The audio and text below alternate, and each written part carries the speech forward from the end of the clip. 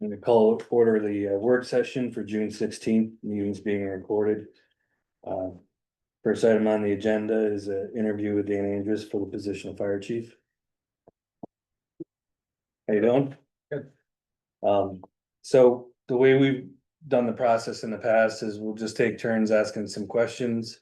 We all know who each other are, so we won't bother with the introductions. I'll let you go first. I guess maybe just give us a brief background on your fire experience. And we'll go with that, start with that. Yeah, I joined the Monterey Fire Department when I was like 9 years old.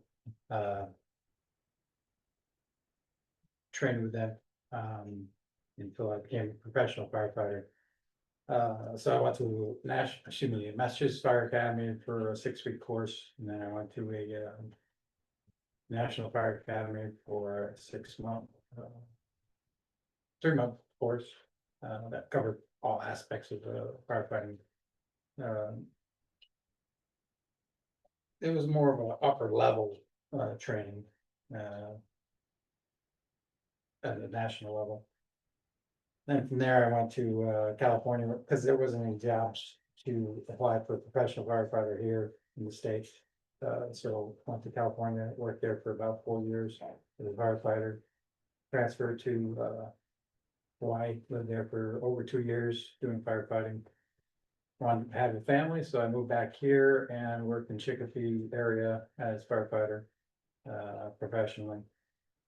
With the growing family and lack of responses to fires, I felt like I needed to just continue to volunteer my time here in Monterey. At the time, I was professional in Chicopee. I was also volunteering in Monterey. I was assistant chief in Monterey for 10 years. And with my business and other reasons, I left the Monterey Fire Department. And the chief in Sandisfield's been asking me to be a firefighter for here for many years. Once I purchased the property in Sandisfield, he continued to ask. I declined because I was trying to focus on family. And pretty much the family's all gone now, so I started with the Sandisfield Fire Department. I'm gonna guess off the top of my head about 5 years ago. I have to really dial in with that 4.5 years ago, or I don't know what the number is. And I just came on just to support the community. I wasn't looking to make a career out of it or anything. Really enjoyed working with the guys. One of my primary duties is responding with the trucks up at Station 2.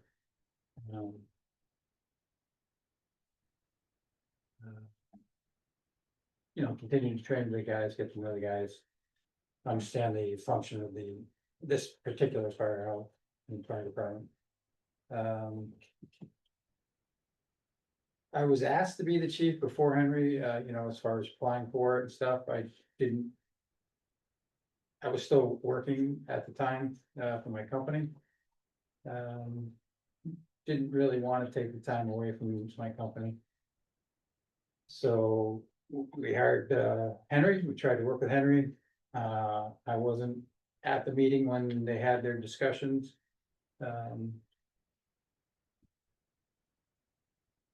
Henry resigned. The guys, all of them wanted me to be the chief, so I had just sold my business, so I felt there was an opportunity to participate as fire chief. I'd have the time for it. So I accepted the position from the guys, from select board, and enjoy it very much.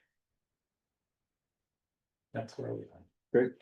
So you've been in the position for a couple of months now. What would you say are the strengths and weaknesses of the department?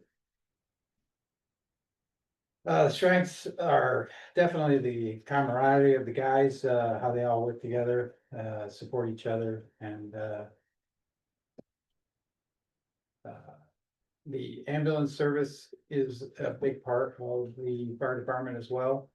When I came on, a lot of the fire men, personnel didn't feel the need to participate in the squad, ambulance squad. I changed that dynamics to a situation where I want the fire department to be well coordinated with the ambulance squad, and assist, so we can assist in driving. Give quicker response as far as, first responders, and the guys really took to that, so, we have better driver situation for the ambulance. We only need one EMT instead of two EMTs as far as that. It does put some burdens on the firefighters and more time invested into the situation. We've implemented, one, 1 week, training, one training night for the month is, EMT related. Not necessarily two EMTs, but just, working with the ambulance, working with the, medical portion of it. Everybody seems to be enjoying that. So the bottom line is, it's a good camaraderie of guys and girls that, work together. Deficiencies, our big problem right now is, we don't have a tanker, so we can't do mutual aid tanker shuttles. We, can't respond with, without our tanker to, I mean, without water, we don't really have a good, firefighting tactics. So we're still training for that application, because I'm looking forward to, replacing the, tanker. It's definitely a needed piece of equipment for fires. I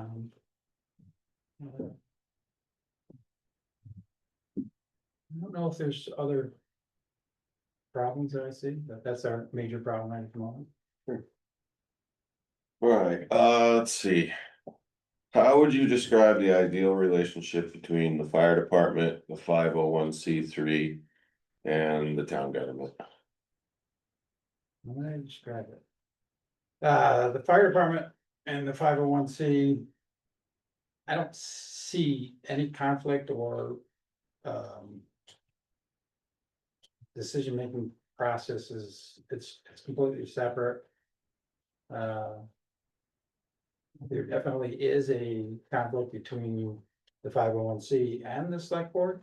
I'm happy to help communicate through that, and I think it's gotten better in the last month too.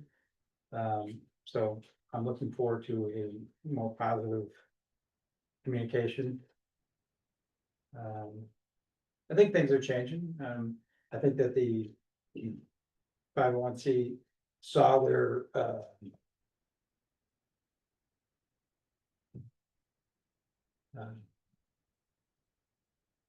shortcomings with communication, and, it sounds like they're looking forward to changing that environment. So specifically, where do you think the current relationship has fallen short? Between the 501(c) and the select board.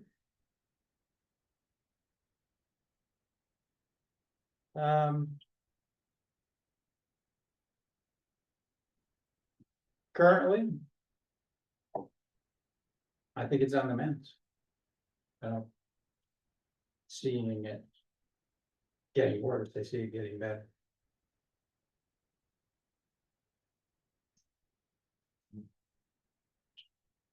Jenny, do you want to participate, or do you want us to do it, or? Just move on. If I have follow-up questions, I'll ask. Sure. Go ahead. I got another one. If you want. Have at it, mister. Well, I wrote them all down. That's good. Let's see. A lot of my questions are between.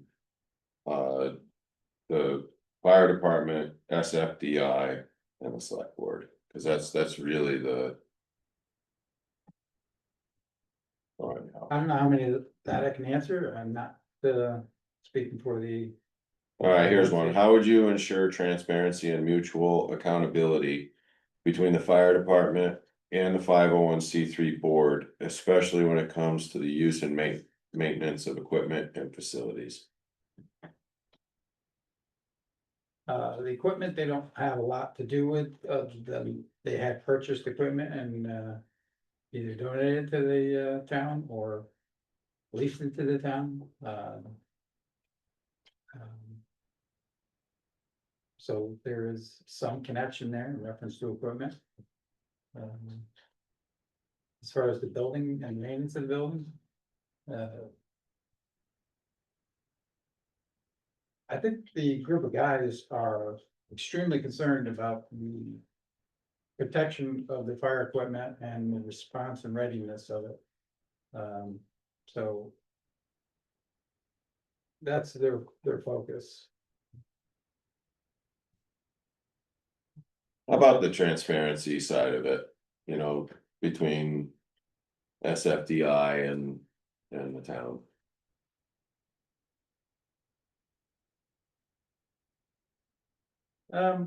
It's worked for the last 40 years. I think that the benefits of the corporation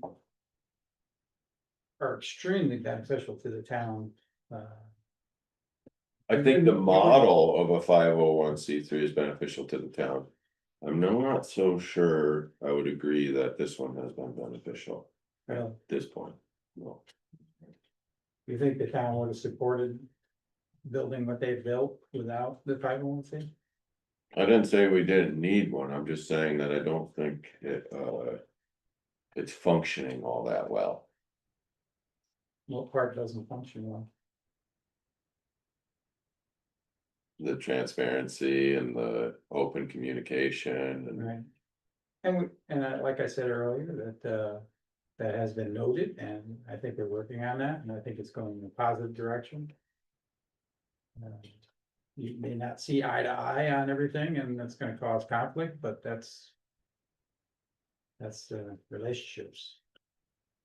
Doesn't mean it's a bad thing, just people have different opinions. yeah.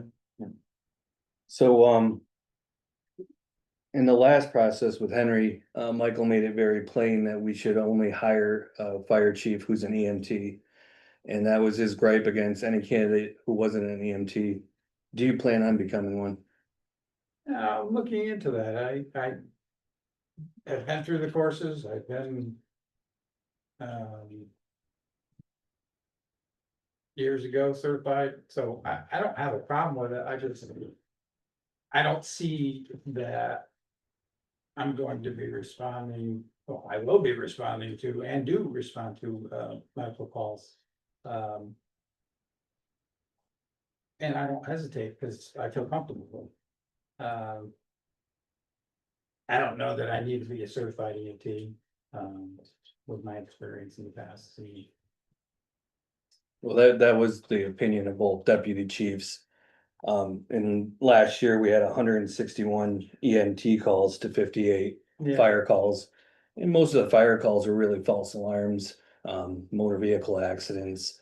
Not to minimize anything, but the EMT is a priority, I think. yeah, and I believe that the fire chief needs to be in tune with that and be able to direct that, and I don't know that he has to participate in it.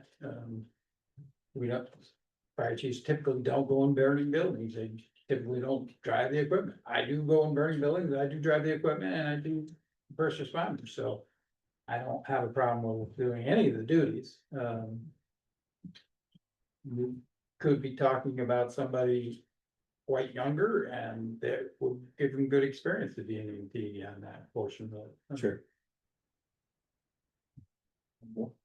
Yeah, so, you sort of touched base on this earlier, is that you've been in the department for, heading the department for a couple of months now.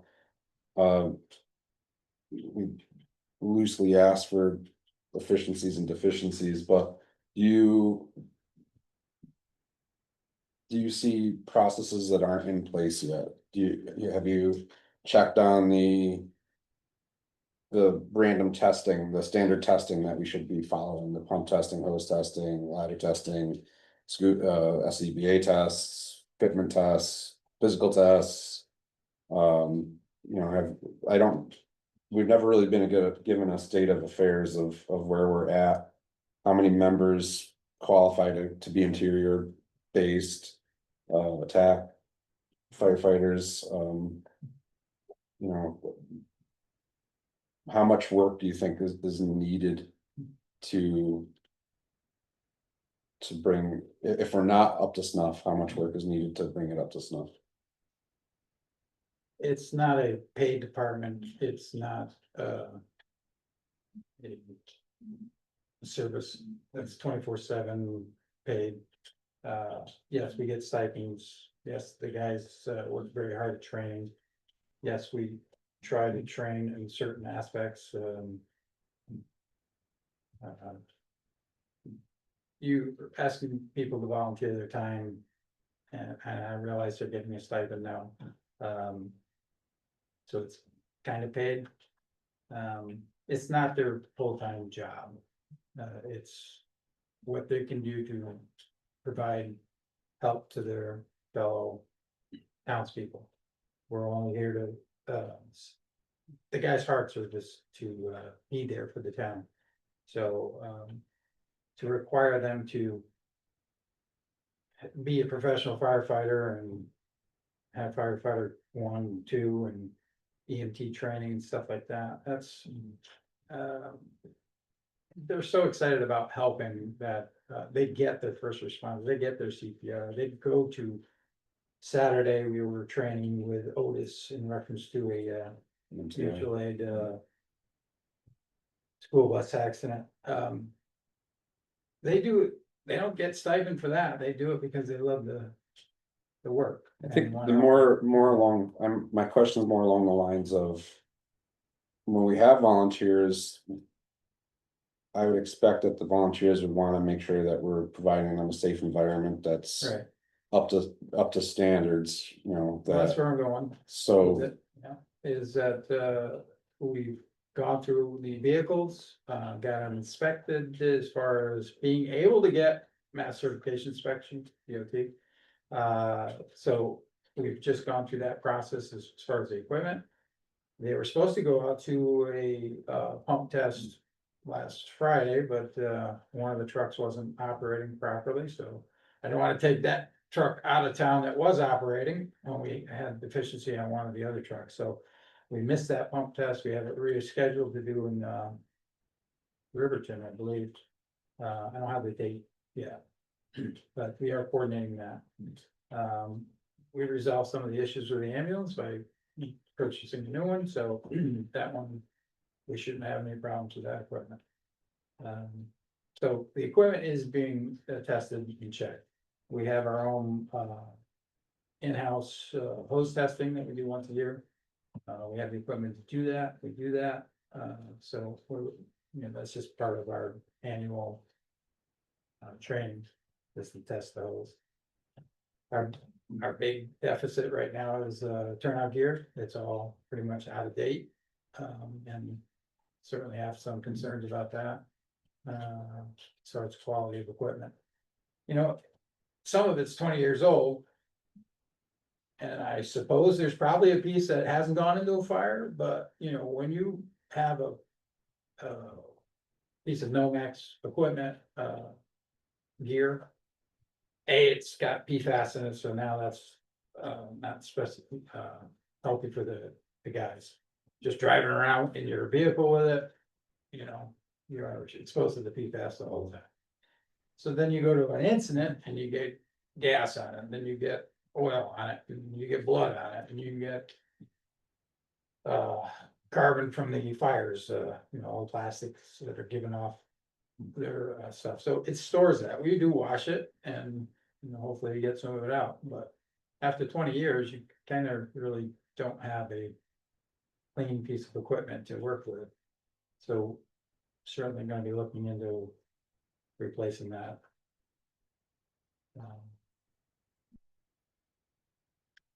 So that one's interesting, just. You're the first person that I'm aware of that's come in.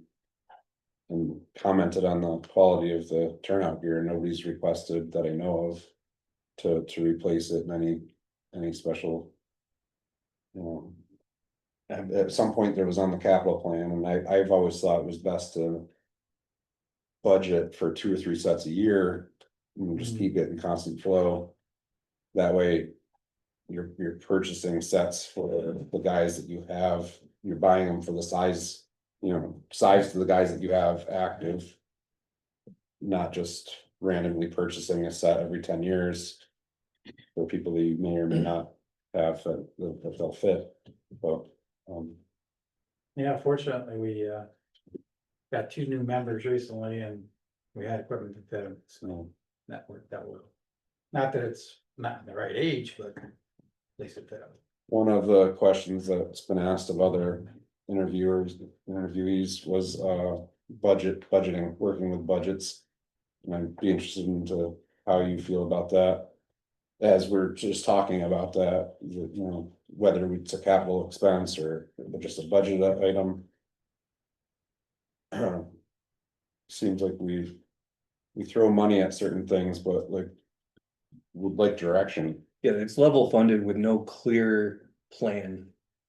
And then, as you just saw with our PO, at the end of the year, things just get bought with no understanding what's really left in the budget, what still needs to be bought. It is a big budget. I'm sorry to. No. step in, But it would be really important for whoever the fire chief is at the budget process to identify everything that's gonna be bought. I'm sure there's emergencies periodically, but that's all we have at this point are emergencies. There's nothing there's no forethought. No. So I think, Yeah, do you have any experience working with budgets? Right, so I ran the Lakeview Association for over 10 years, I was president of that, every year we had a budget for that. There was multi-million-dollar plans to create dams and pumps and this, that, and the other thing. And that was on top of the budget for maintaining the quality of the water of the lake through harvesting and testing. So that was more of a, because it was municipal. Taxable. We taxed the people that were in the district and coordinated those taxes. Annual meetings of how we were spending the money and how we were moving forward. So president of that gave me a lot of experience in reference to that. Running my own business for the last 40 years was certainly give me a lot of training on how to budget. That was my own ability to budget or not to spend money. That was much easier than what I'm experiencing here. I've never experienced, we give you this budget, but you can't spend it unless you ask us if we can spend it, that's really. There's several things there. You guys have experience of why you do that, and I'm not complaining about it, that's just a process that I'm not really familiar with. And business budgeting, if you're low on money, you can go get your own, additional, but with the town, we're sort of stuck with our working budget, so, Right. The select board is really the watchdogs of our finances. And if we see a negative trend happening, we have to question it and try to fix it before it happens. Yeah, I think it comes down to, if you have different line items on the budget and then say, well, I'd like to go buy this bunch of stuff over here. Don't have money here, but we have it over here. We could transfer it over. That's just a non-budgeted item. And so that's when it, you can spend it, but it's nice to have an accurate budget when we're creating it. And that's what rubs me a little bit. Well, we're in The emergency transfers. services, so emergencies is kind of a. I get that. well, you know the state of your equipment, don't you?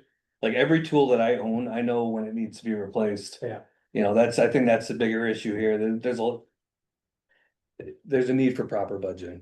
Yeah, Sorry, well, sorry. to jump in. Well, no, it just goes back to, part of one of my questions is just open, honest, transparent conversation.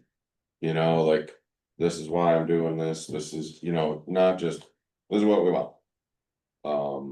Just transparency is kind of it's a big one for me. I mean, if I trust you and you come in and say, hey, John, I need this. Done, right? Like that's what we need. We just need, just that open, honest dialogue. No questions.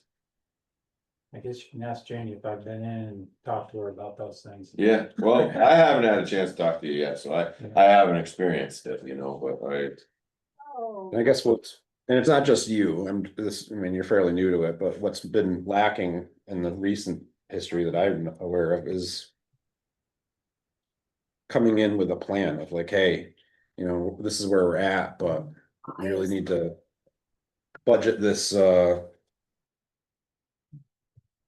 we're gonna need to do this, so how can we get to that? Like, there's been zero And planning, forethought, but I'm not blaming that on you, you're only been in a short period. yeah, I mean, me personally, I'm just looking to form a totally different relationship with, the select board, the fire department, and the 501(c)(3), because I think it's just toxic at this point. At least it has been a miserable experience for me for the last few years, but anyhow, I have another question. What is your vision for a unified fire service, in our town? And how do you plan to align the stakeholders who have historically been at odds? All my questions are the same. I don't need to speak for the 501(c), you can. But they're, Send directly, and as far as me working side by side with them, I don't have a problem with it. As fire chief, I don't have a problem working with the leaser of the building that we park our equipment in. but it's a three-way partnership. Yeah, and if their goal is to provide equipment and support to the fire department, I look forward to their support. Okay, but I don't know if that really answers the question. So what's your vision to get us all unified? I think communication is the key to that. I mean, I realize there's a lack of communication over the last few, well, it's probably been from the beginning, lack of communication, which they survived on and thrived on and worked with all these years. You have a select board that's different than what they previously experienced, and it needs to adjust according to the three that sit here now. Next year, it could be different. I don't know who's gonna be the select. well, the last communication we got was when Henry was hired. We were given a letter dated that day by the attorney saying he couldn't have an office. The same day? There was no lack of communication as to when Henry was starting, or that letter wouldn't have been. There was a lack of communication with him starting. I was on the So department. how and I did- didn't even know we had a new chief. So this wasn't you weren't there, but we had a letter dated for the date he started that was a bullet in the chamber. It's silly to say that they didn't know about it. Yeah. You can't have an attorney write a letter for you the very same day for an issue you didn't even know about, so. Yeah. Well, in the other argument, part of that argument is that we had that secondary interview process where we gave our two candidates, had them attend a training and asked the department for a vote of confidence on both of them. And Henry was by far the overwhelming vote Sure. in favor. So we acted on that favorable vote and Right. hired him, Right. and then. It's all my fault. Because I did not step up to the plate and become chief then. But that's not the point. I mean, I don't even know how this is part of an interview process, because. It's just a comment of nobody knew that he was hired. It's like, you guys gave a vote saying you wanted us to hire him, we hired him, and then. all of a sudden it was an issue. It's like, Yeah. what the heck where did we go wrong there? Well, it does seem a little out of the meeting I agree. situation, so. Well, it does lend itself to John's question, is that we have to be a team. And because that we're requesting accountability from the 501(c) and from our fire department. If that's the only reason we're different, I think that's a good reason to be different. I think it's business. There should be accountability. I mean, like you said about the volunteers. We pay almost $70,000 a year for the calls. Mhm. So there's activity, they're being reimbursed for it. Yeah. I agree with Bob's statement that they should be safe, like if you got people going into a burning building. Should they be certified to do so? I think looking at the department as a whole and understanding where those deficiencies are really equates to safety. Yeah. Which is my biggest concern. Well, definitely are going through the roles right now as far as who should be on the fire department, who shouldn't be on the fire department. We also are putting out feelers for people that are interested in being on the department, so we look forward to you three, of us, Lori, of us, and Janie, also to participate in the fire department, so put your applications in. That's our motto right now, is looking for townspeople to participate. Everybody may not be able to go in the building, everybody may not be able to do this, they may not be do that, but there's a spot for all of us to participate in. Providing a service to our fellow townspeople. As Steve pointed out, roughly 2/3 of our calls are EMS.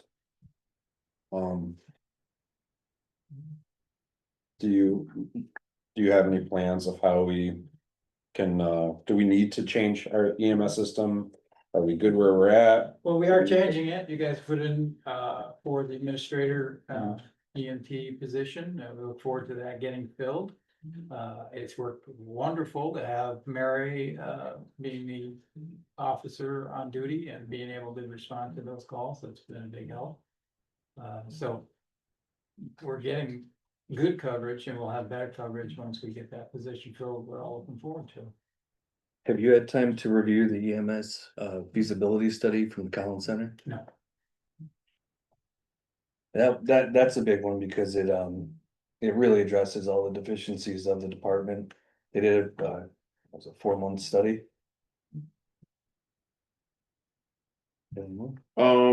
So. Bear with me on this one. Don't kill Hey, it. it sounded good when you wrote it, but let's find out. So there's a perception. You know how that is, right? Yeah. There's a perception that you may be aligned closely with the 501(c)(3).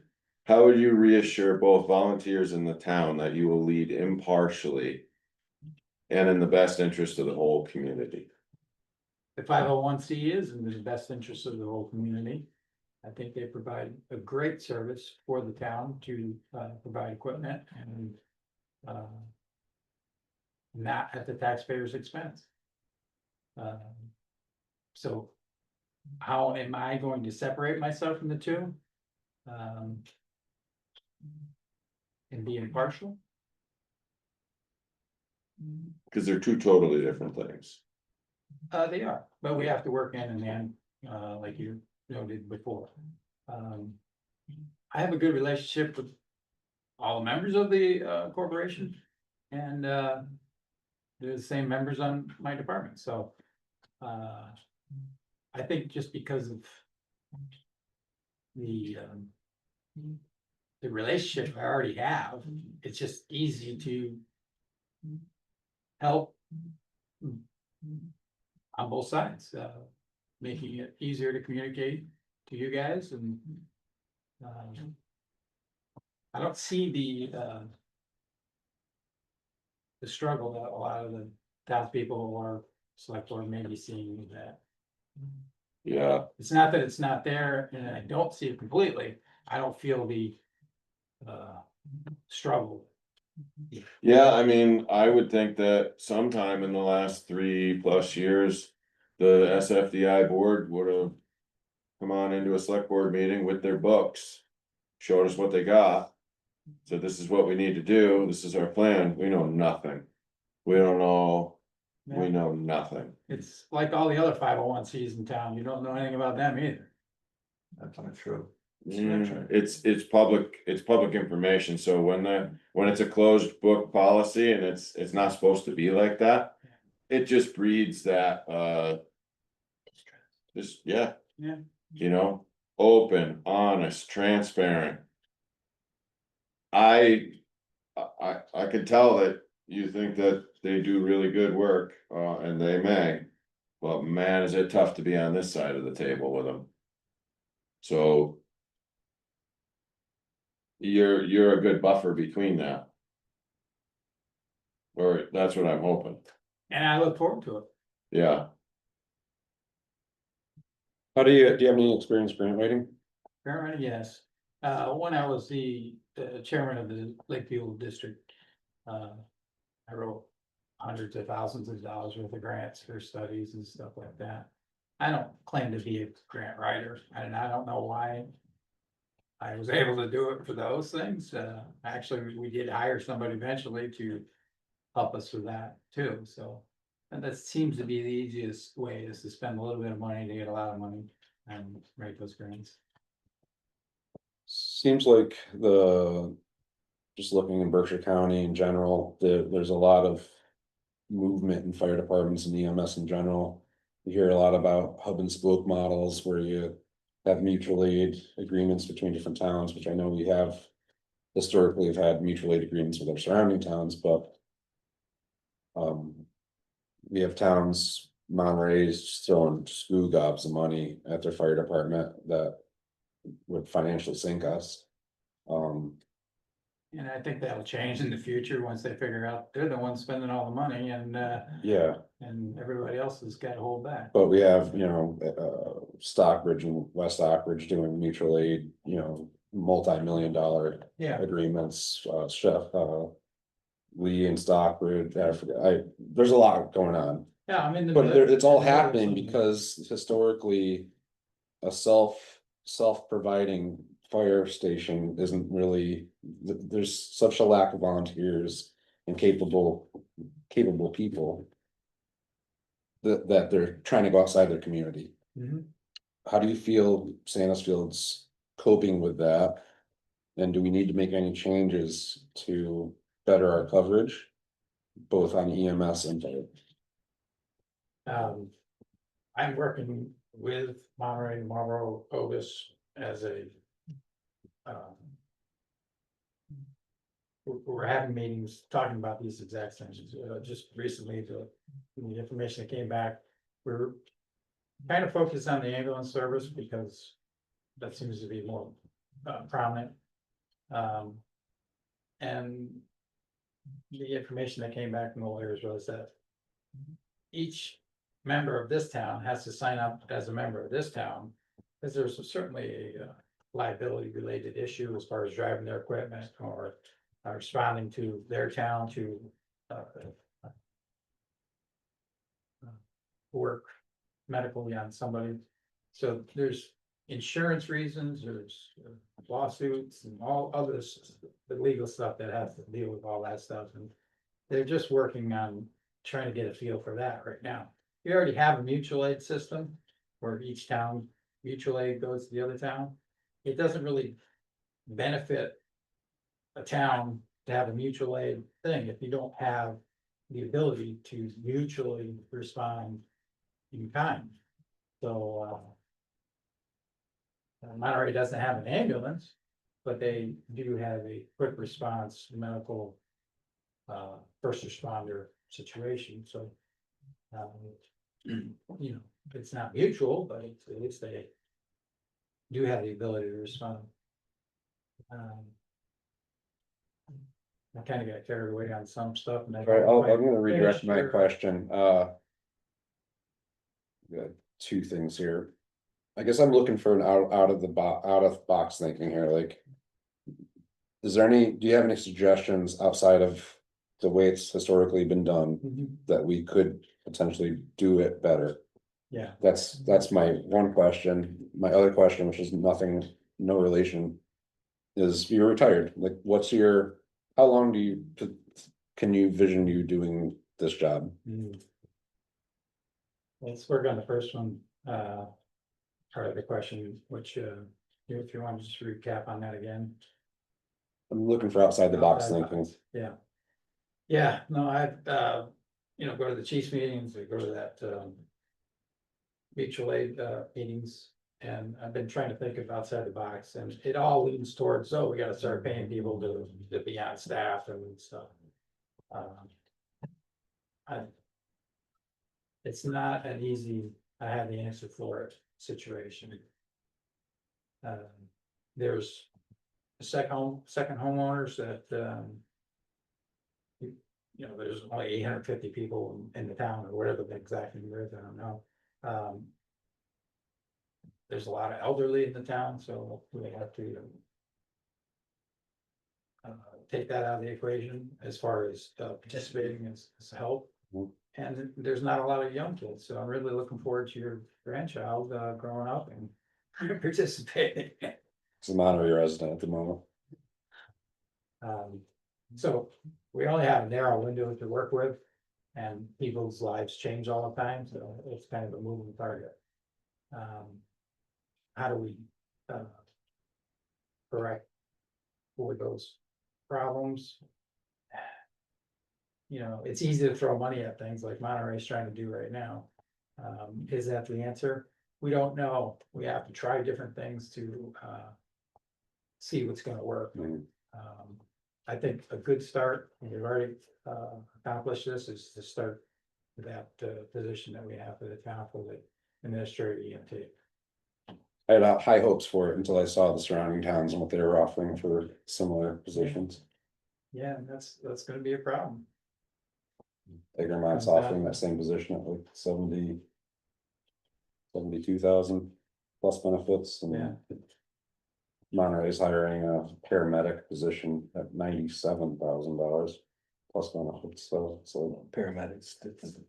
it is, but they don't even have an ambulance. I don't, the thinking was crazy on that one for me, but. That ties into your second question, which is where am I at now? How long am I gonna be here? I don't have an answer to that.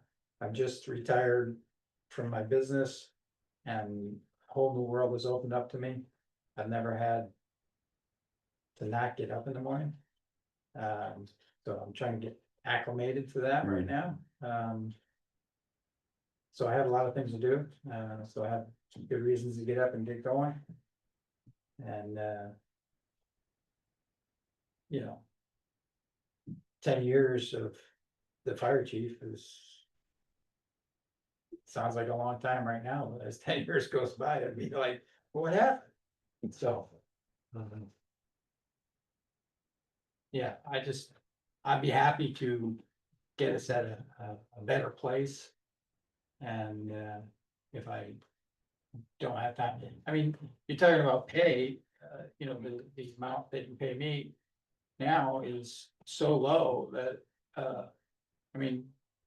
and you don't have any benefits to it, so there is no reason to be the fire chief here in Sandisfield unless you live here already. You're not gonna hire somebody from out of the area to drive all the way here, that amount of money, no benefits, and think they're gonna accomplish something. That was like the only thing that I heard Henry complain about was, I gotta stop working at 19 hours. It's like, how can you do the job in 19 hours? By the time you drive here, you can't go to any calls. We're always working on paperwork, inspections and stuff like that, so. I guess that's my point with the budgeting session. Part of that was that you guys have to be your own advocates. And if Yeah. what you're getting paid doesn't cover it, you need to advocate for yourselves so that we can work our budget up to what works for the town. Yeah, that's a different And conversation. historically, that hasn't happened, Right, we can only act as a board based on what we're presented, and that has never been presented. well, I haven't complained about the pay, cause I don't even take it, so. It's a different story. No, yeah, true. Yeah, more done. Yeah, what would success look like, after your first year as fire chief? And how would you measure it? Well, getting the ambulance approved and moving forward to that is already done and that's a great thing. That's something that we need. Getting, focused on the tanker truck replacement is high on the list of things to do. Hopefully we can get it more through grants than down money, but we haven't looked into that yet because we haven't defined the vehicle yet to get pricing. But that is something we're working on. The other thing, I'd love to get it done in the first year, but I'm sure it won't happen, is to get the town renumbered because the numbers on the streets are completely insane, mixed up. And I mean, the UPS guy can't even find houses half the time. So that's critical for emergency response. Having the houses labeled and having them in an order that you know that it should be coming up soon, you know, so that's a big project. And I don't know that we can do that in the first year. Then as far as turnout gear, if we have a budgetary item for that and moving forward to that, I feel good about that. As far as just the maintenance of the equipment, stuff like that, that's just ongoing. It is, and it's. If it wasn't being done, that would be a problem, but I don't see that in the equation, so the equipment is gonna be maintained.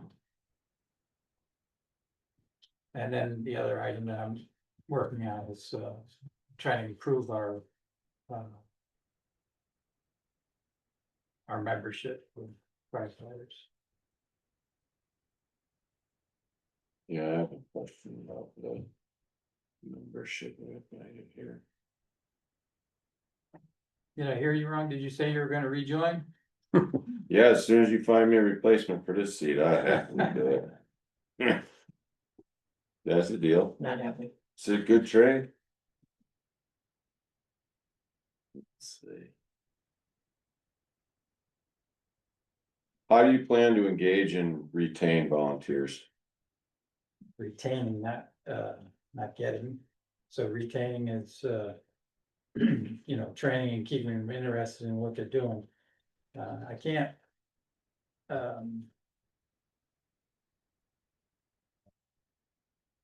I can't, do anything about families' personal situations. They move, things happen. I don't have any control over that. But as far as retaining them, I've been in fire houses where, you know, they go there, they drink beer and they sit around, they don't do anything. That's not this fire department. And the guys that come are excited about training and they want to train. So I think that's a very critical part to it, is keeping them occupied with what we do and improving their skills. Sounds good. Yeah, I don't have any further questions. Do you guys? I think I'm good, yeah. All right, Dan, you have any questions for us? When do you think you'll make a decision? Maybe tonight. Yeah, We have an executive session to deliberate. So we're gonna work that out in our brains and then we'll make the announcement in an open meeting. Which would be next Monday, I assume. Or this afternoon, depending on how long the executive session goes or whether or not we come to a conclusion You said this afternoon, which. Let's see. this evening. This evening. Yeah, we have an opportunity at the end of the meeting, That's to reopen an open meeting, yeah. Yeah, we wouldn't make, yeah, we have to make the decision public, so. Did we ask any questions? I'll allow the audience each to ask one if you'd like to. Okay. I have a two-part question if I could. Sure. One, how many hours a week do you anticipate that you will put in as a fire chief? to include calls. I can't answer. No, but I mean, as far as just working there and, yeah. Know if I get myself in trouble by answering that question, because I'm only supposed to work a certain amount, so I don't work over that, so I don't get into some legality. So you just put it within the budget hours. I guess my second question is a little more difficult. if in the event you're not hired as fire chief, will you pledge to work along well with whoever is appointed? And unite the group so that they will have a united front from you as a leader that they do respect? In the event that does happen, No, I'll probably move out of town. you move out of town? Yeah. Oh. It's pretty drastic. I got places to go and people to see. Okay, well, good, okay. Thank you. Carl? Not a question, just a statement. It seemed to be implied that these problems between SFDI and this select board only occurred with this select board. And I know for a fact that the last two select boards had the same issues, so I just want to make it clear that this isn't something unique to this select board. I give this select board credit because they weren't as willing to look the other way as other select boards were. There was certainly a lot of disappointment in the other select boards. Thank you. Melissa? Yes, so I just have one question. So Dan, I think I asked you this at the outreach meeting, and I don't think that we really had an opportunity to answer the question. So I know you said that the fire department needs a new tanker. Mhm. So the vehicle that's in the parking lot that says out of service, is that a tanker? Yes. Okay, so has it been determined what's wrong with that tanker? And what needs, is it beyond repair or, okay, it's beyond repair? Mhm. My understanding of that, and please correct me if I'm wrong, but that was originally a race car hauler for a construction firm in Monterey. It was never built to be a tanker. It was undersized as a tanker. It was never designed to be what it's doing. Anyway, Okay, so is there a plan to sell that or auction it, or, I mean, in it fact, is, that's one of our agenda items is Okay. to return it back to the nonprofit so they can dispose of it. okay, cause I just, like I said, when I went to the outreach, I saw it and was, curious, so thank you for. It was brought to our attention when we had our third party inspections done of the trucks after the tanker accident. That the brakes on that were basically non-functioning. At our next open meeting, it was brought up to. It was Micah Morrison and Eric Petrolsky. Who were running the department at the time. That it needed to be taken out of service because of the bad brakes, and there was no surprise, they immediately agreed. And it's been out of service since whenever that was, November of 22 or whatever. So November of what? whenever the accident happened, whatever year that was. 22? 23? 23, is it 22? So that's Seems like the tanker that was in. No, that's 25 years. It's 25. No, We had two tankers. Yeah, we had two. we had two, but it was after the accident, we had a third party inspection done. Bulldog Fire Apparatus out of Latham, New York. Came in, did an inspection of all the vehicles. It was brought to our attention that one needed to be taken out of service, and it's been out of service since. Okay, But my understanding of that tanker is that it was never designed to be tanker, it shouldn't have been a tanker. And the idea of us putting money into it would just be bad, throwing money away. so if I can just make a quick comment, so this all goes back to the word that I keep hearing over and over and over, which is transparency.